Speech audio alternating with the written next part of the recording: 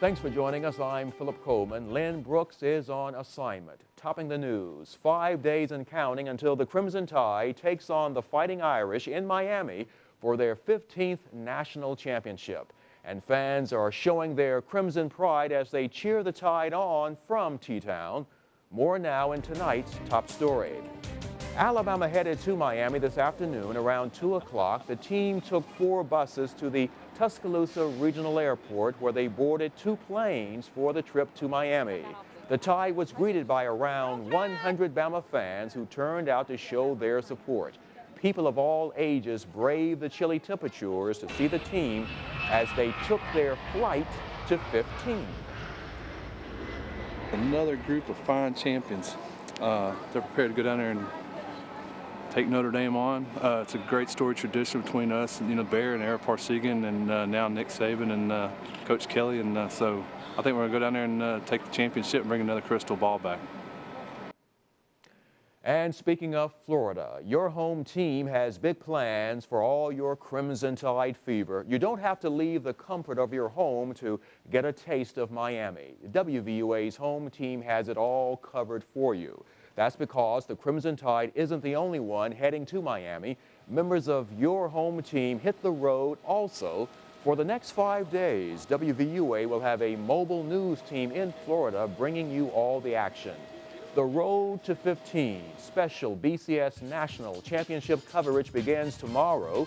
Lynn Brooks, Terry Brewer, Gary Havers, Todd Hoyer, Daniel Sparkman, Travis Leader, and Bradley Whittington will have live reports from Miami. And on Monday, January 7th, our special BCS programming will start at 4 o'clock. And if you're heading to Miami, we'll have useful information for your trip.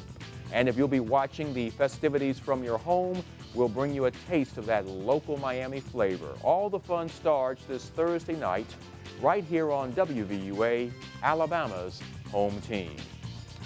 And the Crimson Tide aren't the only ones gearing up for a big night on January the 7th. So are local retailers. Alabama Express along the Strip told WVUA they will open their doors right after the game with championship gear if the Tide wins.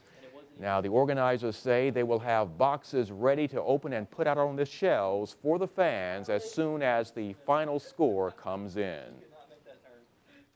There's a limited amount. This year we're getting less Nike ahead of time. They've cut everybody back. There's only a couple dozen locker room hats, which will go very quickly. We had ordered many times more than that, and they called us and said, well, we're only sending you 24. So that's going to be an issue, but we'll have more the next morning. And according to Alabama Express, they will be ready the minute the game is over for those fans to roll on in. Now, on your home team crime watch, Tuscaloosa County authorities are investigating a homicide. According to witnesses, a fatal shooting began with an argument about a woman.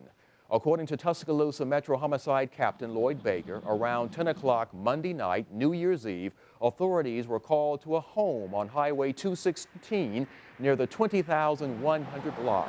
That's where officials found 39-year-old George Boyd dead with a gunshot wound to the chest. 41-year-old Jason Lane Johnson was later arrested and charged with murder. He was actually seen by a Lakeview police officer driving in the area.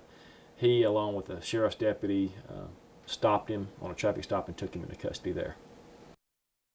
And this was the 16th murder of 2012, investigated by the Tuscaloosa County Metro Homicide Unit.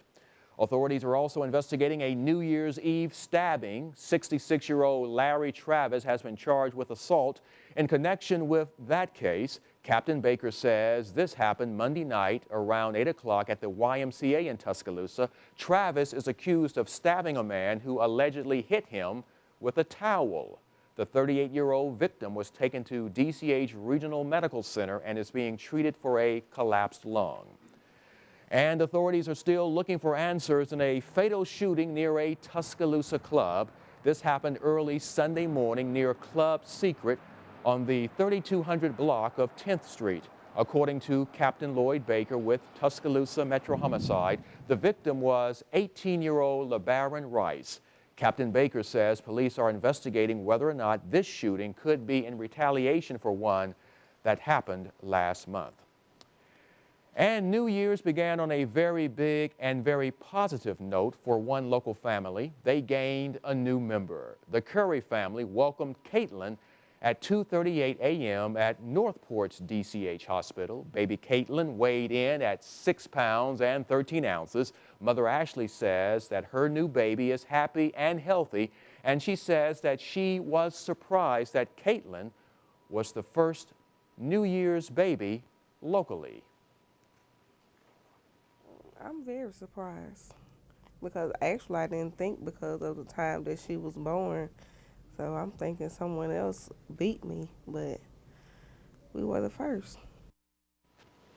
And congratulations to the Curry family.